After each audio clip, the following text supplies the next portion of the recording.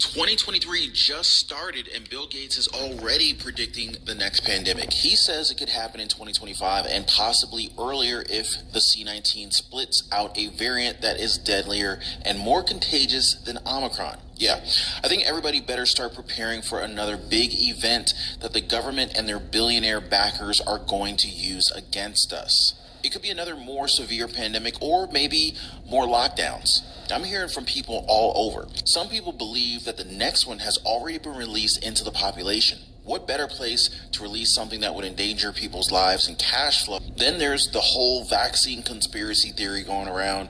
I'm not trying to get into that. I definitely know a lot of people who have had medical problems related to shots and boosters, life-altering problems, and other people who have never had any issues with it. Now, I know it sounds like a conspiracy, but what do you gain if what you're reading is correct? Life? One thing for sure, Florida Governor Ron DeSantis just got the green light for his grand jury probe/investigation into the C19 vaccines. That's something Americans are going to want to see. Now, I have to confirm this, but did you hear about this, guys? They say African countries with the lowest vaccination rates had the least C19. Is that true? This really makes me think that there's no mistakes here. It's like everything is exactly how they planned it to be. Here, check this out. So the Bill Gates Foundation just did a simulation video to show what the next pandemic would be like in 2025. They're calling it the Severe Epidemic Intravirus Respiratory Syndrome. Watch the clip.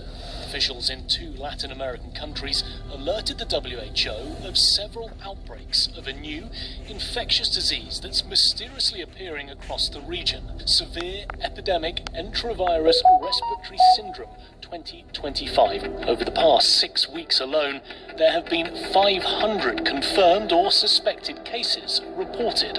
The virus could cause a severe pandemic if early containment and mitigation efforts are not successful.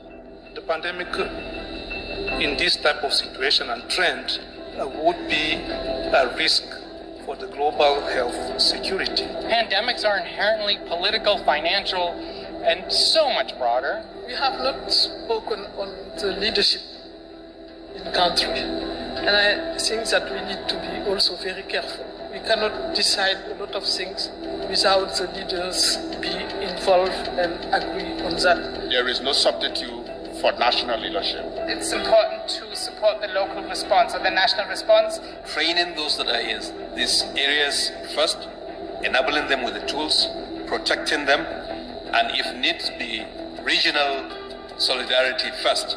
At this stage, communication is key, and communication should include not just scientists with data, but also social, religious, and political leaders. Trust.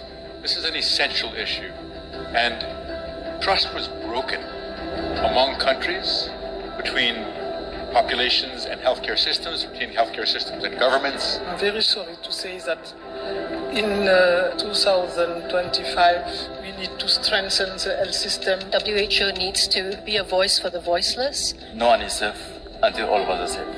As of today, there have been an estimated 1 billion cases worldwide, with more than 20 million deaths, including nearly 15 million children. Countless millions are alive but left with paralysis or brain damage. The most successful countries are those which invested in preparedness and trained for this moment years in advance. This included having full-time pandemic preparedness and response teams, which conducted detailed operational planning and routinely tested those plans through exercises and drills. If more countries had participated and heeded the guidance, the toll might have been much less. You know what?